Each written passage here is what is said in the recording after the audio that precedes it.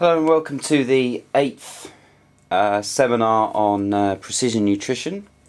Today's seminar is all about nutrition for endurance-based sports, and today we're going to be covering 11 things. First of which is the importance of carbohydrates, why carbohydrates are the key energy source when it comes to endurance sports. Macronutrient breakdown, so the breakdown of the three key macronutrient types: fats, proteins and carbohydrates, and the percentages that you'll need. Guess the calorific values of those. Energy consumption, calculating the macronutrient breakdown. Today's key point: carbohydrate sources, so good carbohydrate sources. Some pre, peri and post race or workout nutrition tips. Empty tank, running on empty. Caffeine, how we might be able to utilise caffeine, and also a little into the carbohydrate loading theory.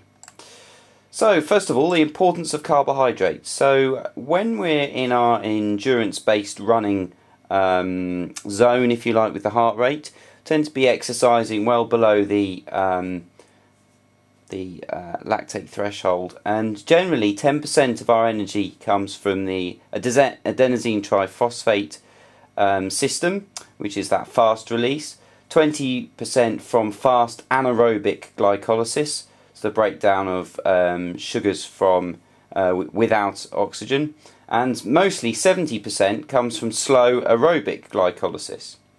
Slow aerobic glycolysis basically has a number of chains working through from slow glycolysis, then several bits to go down to Krebs cycle, then the electron transport chain, and then beta oxidation.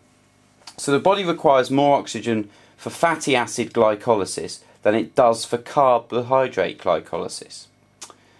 Fat burning zone, we've all heard, is very low intensity. And this is why, because the oxygen demand for breaking down the fats to be used as a fuel source is much more, therefore we have to slow down because our body needs more oxygen to be able to break down that into a usable source of fuel. So running above fat burning zone will use glycogen stores as fuel until depletion occurs, then in the intensity will reduce as the body switches to fat utilisation. So it's really important that we preserve our carbohydrate sources so that we don't get to this stage where we've used all our glycogen and the body then has to depend on the fats for fuel, because we have to slow down. So we know what this hitting the wall's all about when we deplete those glycogen reserves. Bonking's another word that's used. So essentially carbs are king when you talk about nutrition based for endurance sports. So the macronutrient breakdown, this is where you sort of need to be heading in terms of the percentages of carbohydrates, fats and proteins to deliver your kilocalorie intake for the day. As you can see, mostly probably 60% is carbohydrates.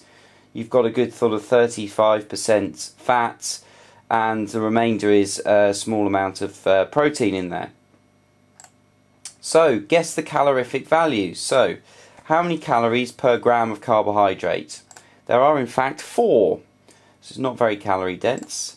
How many calories per gram of fat? 9. It's quite calorie dense, or particularly calorie dense. And how many calories per gram of protein? 4 again. So you can see from that, per gram of fat, gram for gram, fat is the most calorie dense. So grams per alcohol, 7. So again, quite calorie dense alcohol. Okay, so taking the thermic effect of feeding into consideration, that's the energy used to process nutrients for use or storage. So we all consume or burn a little bit of, use up a little bit of energy when we're obviously competing,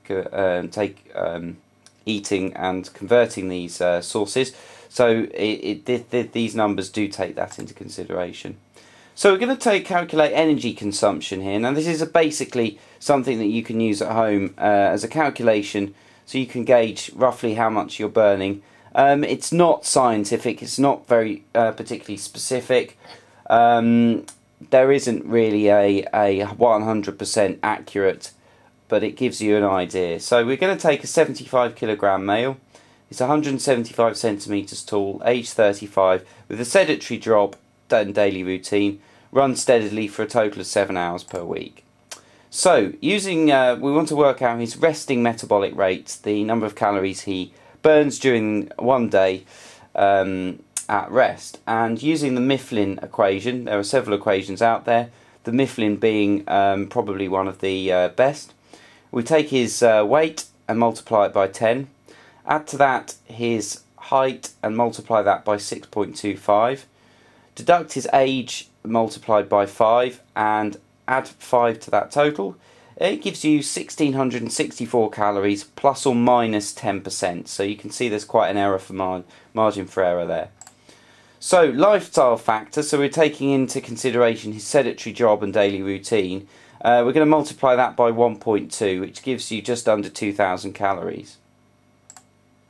Energy expenditure through exercise. So we calculated 749 calories per hour per day, because he's running 7 hours a week.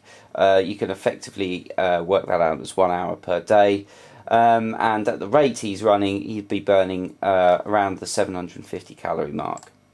Okay, so we also want to take the thermic effect of feeding, so the amount of calories or the energy used to convert obviously food into usable energy, and we add 10% to that figure.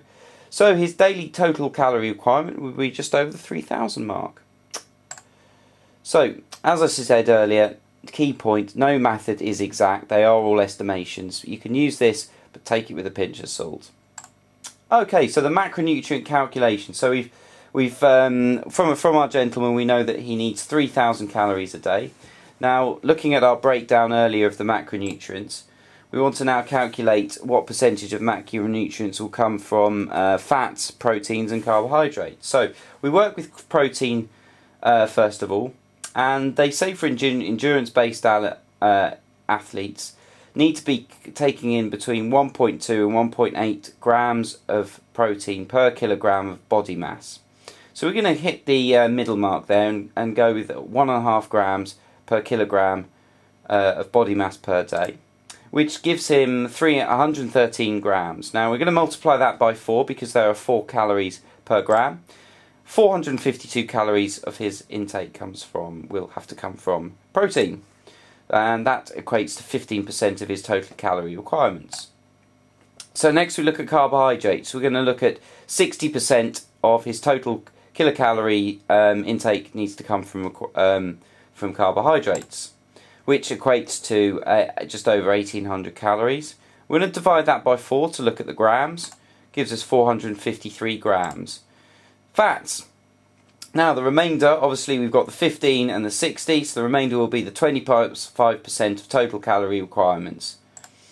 It gives us 755 calories, and that is, divide that by 9, so there are 9 calories per gram. Gives us 84 grams of fat. So as you can see, this gentleman needs 113 grams of protein, 453 grams of carbohydrate and 84 grams of fat. Okay, so today's key point, really, after all of the sciencey bits that we got through there, it's just to keep it simple. And although you might be able to look in quite some detail about your calories in and your calories out and breaking it all down, the best way, I believe, is to keep a food diary. In your diary, you need to think about writing down exercise, so the type, the time and your duration.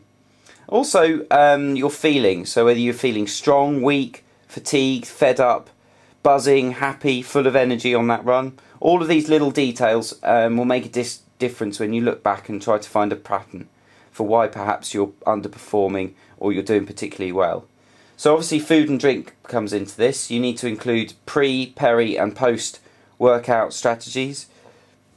Type, time, quantity and combination, they all make a difference, and if the more detail you put down, the better, basically.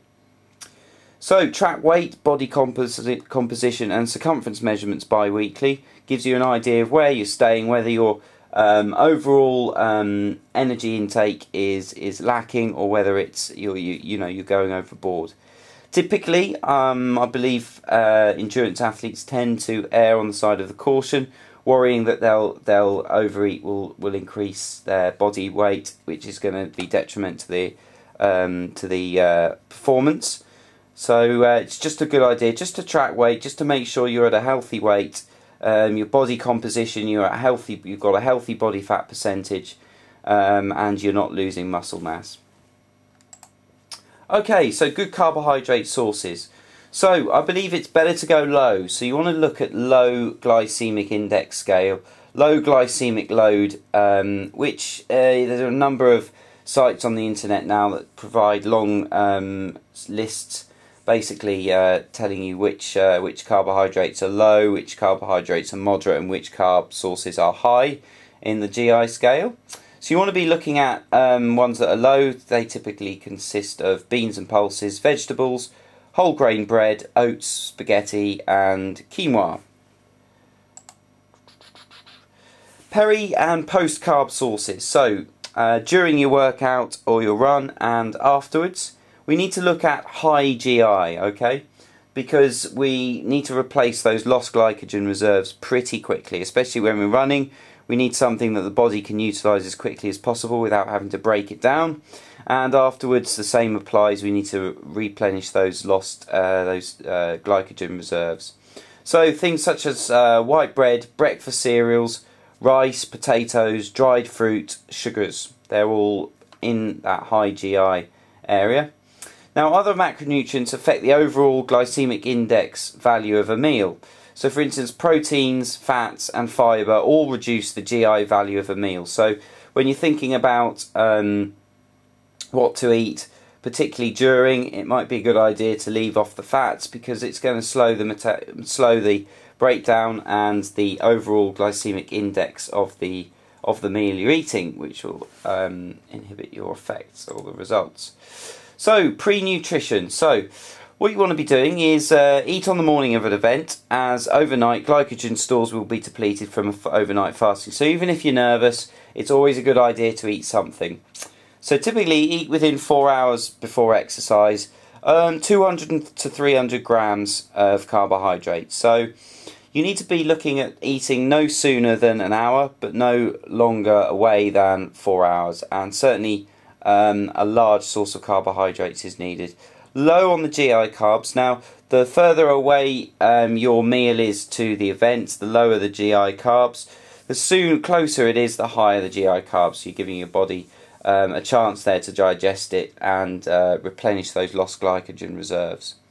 So include some proteins and fats, along with plenty of vitamins and minerals. Okay, so a nice full meal would be good. Nothing too heavy, so you don't want anything that's going to sit on the stomach for a long time, avoiding lethargy and fullness. So good fats are okay, but certainly saturated fats, very heavy, dense foods like the plate of food there would be bad. Stay well hydrated, so continue sipping water throughout the morning.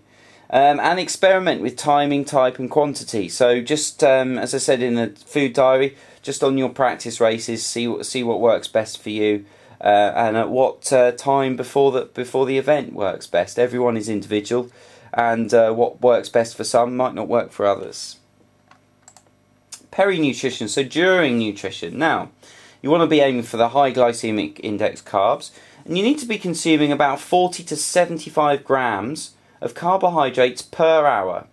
And this is for events that last over 60 minutes. For anything under 60 minutes, there's not a necessity to stock up on carbs.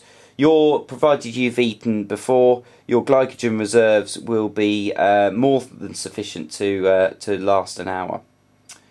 So for optimal gastric emptying, this is the rate at which the gut and the digestive system break down and digest and absorb the carbohydrates.